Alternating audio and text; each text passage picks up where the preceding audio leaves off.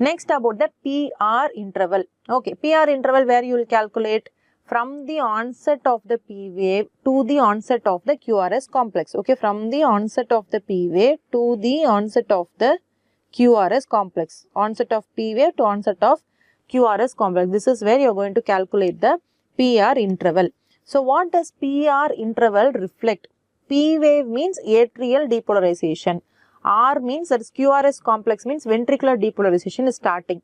So, this PR interval will tell you the conduction through which node? Conduction through the AV node. Any prolonged PR interval will tell you what?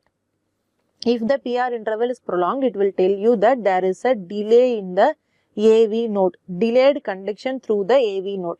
If PR interval is shortened, it will tell you what? That there is some other pathway, there is some other accessory pathway through which the impulses are going from the atrium to the ventricle. Why? See, I told you this AV node will act like a brake. Okay, it is going to filter out the atrial impulses, it is going to delay, it is going to give a latency period for the atrial impulses to enter into the ventricle. If the PR interval is shortened, it means there is some other accessory pathway sitting apart from the AV node which is letting all the impulses from the atrium to the ventricles to pass. Okay, so remember this accessory pathway, I will tell you now. So, we should know what is the normal PR interval, what is the prolonged PR interval, what is the short PR interval. Only then it will be easy for us to interpret. Okay. Again, most of these intervals, most of complex durations will be dependent on age. So, PR interval also, it is, the normal PR interval is, in children less than 3 years, it is only 2 small squares, 0.08 seconds. Okay. And after that, beyond 3 years, till the adolescent age groups, 0.1. Till 2.5 small squares, it is normal. 2 small squares, 2.5 small squares, it is normal. So, this is about the pediatric age group. Let's stop there. Okay. So, if the PR interval is prolonged, that is more than 200, of course, this is so much of prolongation is there, which means there is a block at the AV node, which is the first degree AV block. This is the PR interval prolongation. In case there is a shortening of the PR interval. A short PR interval again depends on the age only. So, if it is less than 2 or less than 2.5 small squares, a short PR interval is present. It means there is an accessory pathway which is sitting here. So, this is an accessory pathway. This is going to allow the impulses of the SCA node to go into the ventricle. Okay.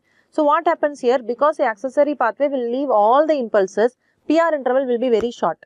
Okay. This is one. Short PR interval will be there. When the impulses, these impulses which are reaching the ventricles, they have to pass through the muscles. They are not going to pass through these bundles, isn't it? I told you once they reach the AV node, they are going to pass through the bundle of his and then divide into right and left bundle branch. Again through the Purkinje fibers, it is going to involve the muscle. But here, if the impulses are going to pass through the accessory pathway, it is going to get transmitted only through the ventricular muscle, which is a very slow process, which is a very slow conduction. So, the ventricular depolarization will happen slowly. Ventricular depolarization will be depicted in which wave or in which complex? Ventricular depolarization means QRS complex. So, if it is slow, if the conduction is slow, what will happen to the QRS complex? QRS complex will be wide, broad. Okay. So, there will be a broad QRS complex and a shortened PR interval. Pathognomonic or hallmark of which syndrome? Wolff-Parkinson-White syndrome and even LGL syndrome. So, these are all accessory pathway related syndromes. In WPW syndrome, what we will see here is a short PR interval, broad QRS. I told you the reason for broad QRS. Broad QRS complex and a slurred upstroke. There is no latency at all. Immediately the ventricle will start depolarizing. So, a slurred upstroke to the QRS complex. This is called as a delta wave. So, this is the hallmark of WPW syndrome.